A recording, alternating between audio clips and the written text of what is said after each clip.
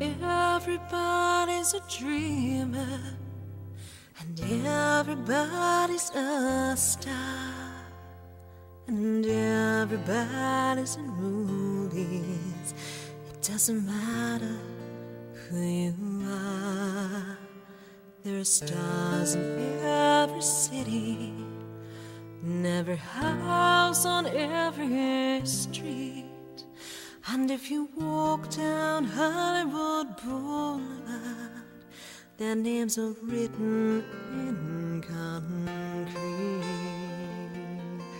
This is John Fernay, the co-host of the Maryland Crabs, with a special Crabcake edition for you today. The Annapolis Film Festival will be in Annapolis from March 22nd through March 25th with more than 80 feature films, documentaries, shorts, panels, parties, and much, much more. Tickets and passes, which, by the way, are the way to go, are on sale now at AnnapolisFilmFestival.com. So go get them now, and you won't regret it. That I can promise you. Over the next few episodes, or Crabcakes, we will be speaking to producers, directors, and actors to bring you some insight about the films you will love at the 6th Annual Annapolis Film Festival. So with that said, let's get right into it. Some that you've hardly even heard of. People who worked and suffered. And we are here on the phone, and we're joined by Annalise Lamberty. How are you? I'm doing well, thank you. How's it going? Good. And you are not a overly familiar name to anybody here in Annapolis just yet. No, but not yet, hopefully. not yet, but in a couple weeks you certainly will be, because you'll be coming out for the Annapolis Film Festival to pitch a movie, not show a movie. You don't have a movie in here, do you? No, I don't. No. Just pitching. Okay. You're going to pitch a movie, and this is part of the shorts program and the shorts contest that they had, where there have been 6 finalists, I think 6, there may have been 5, that were selected. They're brought to the Annapolis Film Festival, and you're going to be pitching it to a group of judges as well as a live audience. And everybody's going to kind of vote and say, hey, is Annalise got the chops to make the short film? And if you're successful, there's a giant production package, and it includes all sorts of stuff that I have no idea what it means, but I understand it's a big deal. Yeah, definitely. It includes like some post-production things, some camera rentals and sound rentals and different things like that, right? Yeah, the package that is up for grabs is, well, a grip and lighting package. So everything that has to do with lighting, which is a pretty big cost, actually. A camera rental package, which is another huge cost. I mean, cameras are incredibly expensive, so having that taken care of would be incredible. And then post-production from some folks based in Maryland that would do editing and an original score, and I think sound mixing as well. So, yeah, some major parts of production and post-production would be. Well, I know the festival directors had said that, the winner could probably crowdsource a little bit to get, cover some other expenses, but to produce a short, it certainly gets you well on your way, if not through the whole thing of the production. Now, you're based out of LA, right? Yeah, I'm originally from Minneapolis, but I'm currently in Los Angeles. Now, are you just currently in Los Angeles, or do you live in Los Angeles? Well, I'm doing a quote-unquote study abroad program for my last semester of college. Okay, that's not abroad. That's not abroad. It's a different world, but it's not abroad. Right? Yeah, it's just like partway across the country, basically, so not abroad. But I actually just signed the lease, so I will be moving here in like a month or so, permanently. Oh, okay. Congratulations. That's quite a difference from Minneapolis. You don't have quite the snow. Love it. Oh my God, no. And I thought I was going to hate the heat, but I love it, especially getting texts from my mom who's like, I'm suffering in this huge snow dump. So I'm living. I like it. That's great. I don't have a whole lot of affinity personally for California, except for some strange areas, Sacramento and San Diego. Yeah. And I actually just visited San Diego, and it was one of the coolest places I've ever been. It's got a hip vibe. I'm not real big on San Francisco. Everyone says, "Oh, aren't you into San Francisco?" And I said, it's just overly touristy, I think. I feel that. I haven't been yet, but yeah. So now, are you looking to be a filmmaker? Is that what you're in school for? Yeah. So I went to Boston University, or still am at Boston University, studying film and television, concentrating in writing and directing. I guess I came from more of a writing background, but ideally I'd love to be a writer, director, and go into physical production.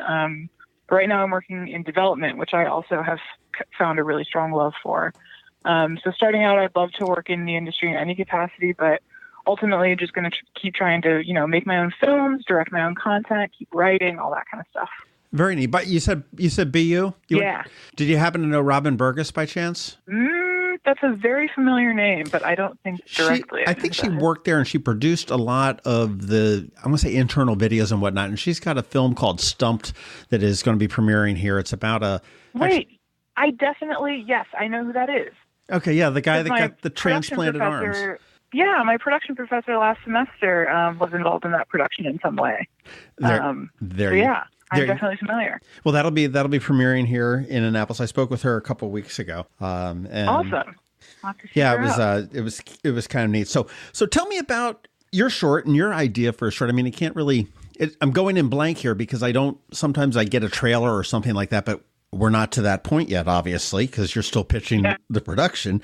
But what's the concept behind Summer Fruit? Sure. So Summer Fruit I started working on it when I was a sophomore. I really, really needed a haircut, which is a weird way to start something, but I really badly needed a haircut, but I was super broke and didn't have the money to go get my haircut. So you're a college kid, right? I had my friend, yeah. And I had my friend come over and do it for me. And that kind of sparked me thinking about like the way we show intimacy in relationships we have with people, and how cutting hair might seem like something so small but requires so much trust.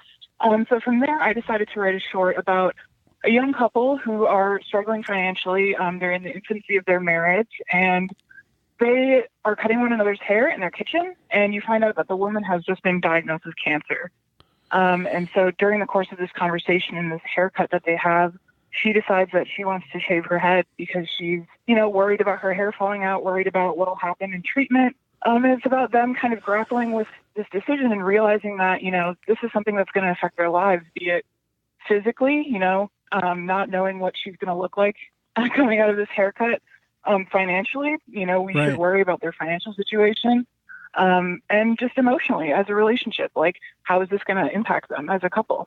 Very interesting. Well, it's hair is a very intimate thing, and that sounds really stupid. And that sounds like some kind of line out of a comedy sitcom. But I mean, it totally is, though. It really is. I know over here we've got St. Baldrick's, which is a fundraiser for children cancer, and people shave their heads right around St. Patrick's Day. And I've got a good friend of mine that had probably grown her hair for probably every bit of 30 years. So it was way, way down the middle of her back, and she ended up raising like $6,000 to do it. And she went bald, and we found a local hat store that was able to outfit her for the first couple of weeks after the fact. Yeah. But it was, she said it was just so emotionally draining to do, but it felt so emotionally rewarding to do it. So I totally get that it's it's a very intimate thing. And certainly, your hairstyle. I mean, I know women more so than men have this thing with, Mary or Frank needs to cut my hair, and they're the only ones that do, and they would leave a salon if they weren't there, or they'll follow them around. Exactly. And that's interesting. You've got the cancer, which is obviously nothing good going on there for a young couple trying to get out of. Yeah.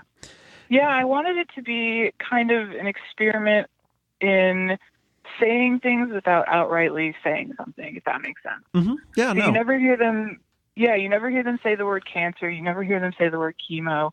It's always referred to as treatment or something else. But yeah, I wanted to, make an impactful story without beating people over the head with tragedy, because I think this is kind of an inherently really sad story. But I wanted to find a different way to tell it. So hopefully that's what I'll achieve once we start production. How does the, is this your first attempt at making a short? I've made a bunch of little experimental shorts and music videos before, and I have 2 narrative shorts under my belt as well. Now, walk me through the process. I mean, how does this come about? I mean, you've got an idea, and do you script this first? Do you storyboard it, or how does developing a short? And the thing I think is I never knew what a short was until the film festival rolled into town and says, "Oh, you're going to see the shorts?" I'm like, "What the hell are you talking about?" And And I said, I think it's just so challenging, or my perception is that it's got to be so challenging because you've got a very limited amount of time. I mean, I've seen some that have been 3 and 4 minutes long, and I've seen some that have been as long as like 30 minutes. But Yeah. there's so so much story that needs to be told in such a small amount of time. And I mean, you're telling me about a struggling, a struggling young couple, and we're dealing with cancer, and we're dealing with money issues, and trying to get on with life, and the story of cutting the hair and everything else. But how does this all develop? This is like my favorite thing to talk about. I love talking about the purpose of a short film. So the way that I approach a short film is that I'm not trying to fit something that should be feature length into like 10 minutes, because then it'll just end up being way too confusing. You'll be exposing too much about these characters when in reality you just want to see some action happen instead of learning about people, if that makes sense. So the way I treated this story was like, I just want this to be one location, two people, and I don't want to fit a feature-length story into this. I don't think this is a story that could be told over the course of like an hour and a half. So I think Summer Fruit in particular is like pretty exemplary of like what a short script at least should be. Small scale, impactful, looking for truth in some way, and just trying to make the most of your resources without trying to put on a full-scale production. So for me, my process, I went through like 10 drafts of this script just because at the beginning it was really expository and you would hear them talking about cancer and treatment all the time, like over and over, which just didn't work. And it was too much and tried to fit too much backstory in. But once I got through these drafts, it ended up being kind of like more of a meditation than it is a full story, which is what I think you should expect from a short, is like a slice of life or a snippet of something that can only work in a short form, if that makes sense. Yeah, no, that does. So you start with the script. You've developed this, pardon the expression, short story in your brain, and you put it down on, I would say paper, because that would be the old fart in me coming out, saying something akin to that. Yeah. But you put it down in some sort of outline, and then it just sort of I mean, I know I write a lot of stuff, so it's, I usually go from like outline to paragraph, then to document, and to really sort of develop a full story.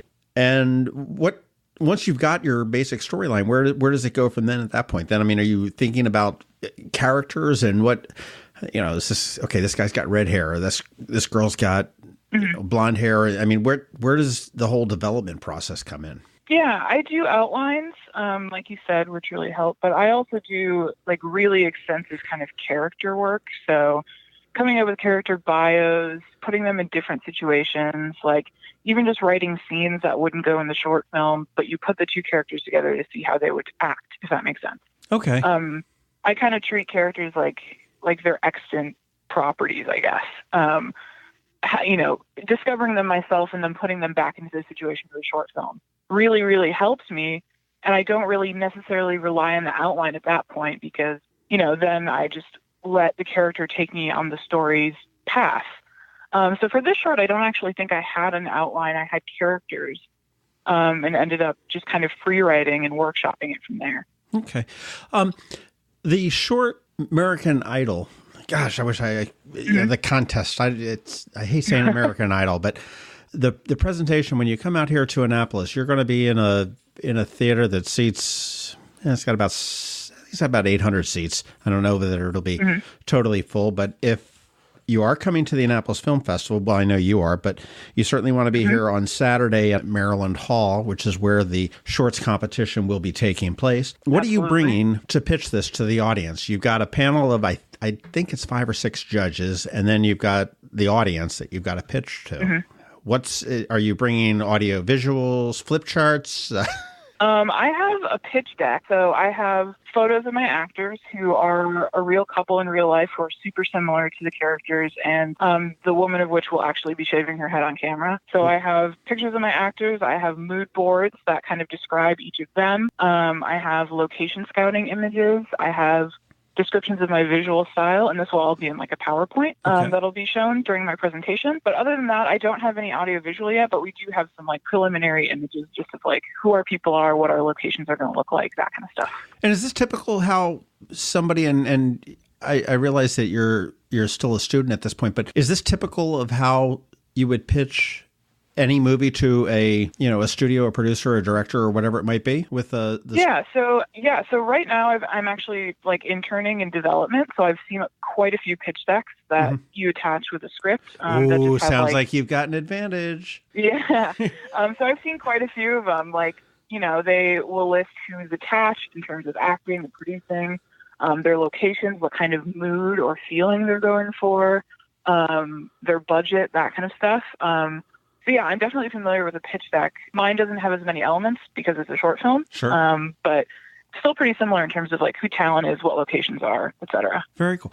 And the other big thing that with the prize package is not only producing the thing, but you also get a slot here at the Annapolis Film Festival for 2019 in their shorts program that's going to come back there should you be successful there. And you never know what's going to happen here. It's kind of weird. I was talking to another producer of a film, and he said that last year he turned down the film festival because his film wasn't quite where he wanted it to be at that point, and he needed some more time to finish it, which translated, he said, I need more money. And and when he turned it down, the word got back to the Maryland Film Office that he turned it down because he's a Maryland filmmaker, and they were like, oh, what, and they mentioned it to somebody, and then all of a sudden 4 investors came up to him and said, oh, this is a great idea. And then he was able to, get the score that he wanted. And it was just a great thing. So have you ever been out to Annapolis? I haven't, no. Okay. Considering I've been in New England for like 4 years, I still haven't been.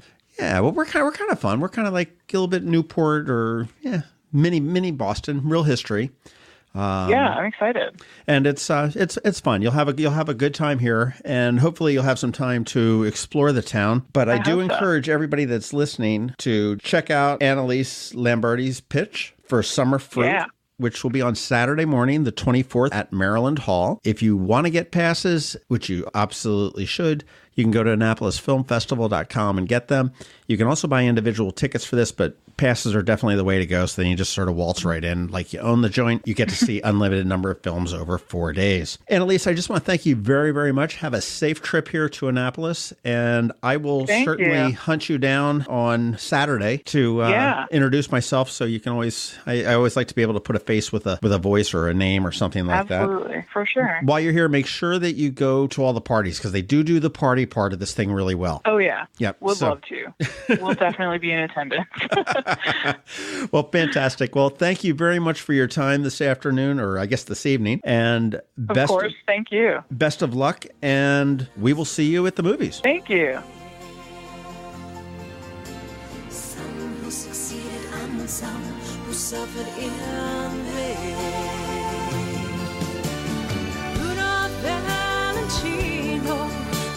Man, I can't wait. I was a fan in year one, and my admiration of this event only grows more and more each year. Remember, get your passes now at AnnapolisFilmFestival.com. And again, this is John Fernay, the co-host of the Maryland Crabs podcast, and thank you for listening. Please take a moment and give us a rating wherever you get your podcasts. And as for the films, I'll see you at the Annapolis Film Festival. And remember, voices strong, minds open. Was a non-stop Hollywood movie show. Fantasy world of celluloid villains and heroes. 'Cause celluloid heroes never feel any pain.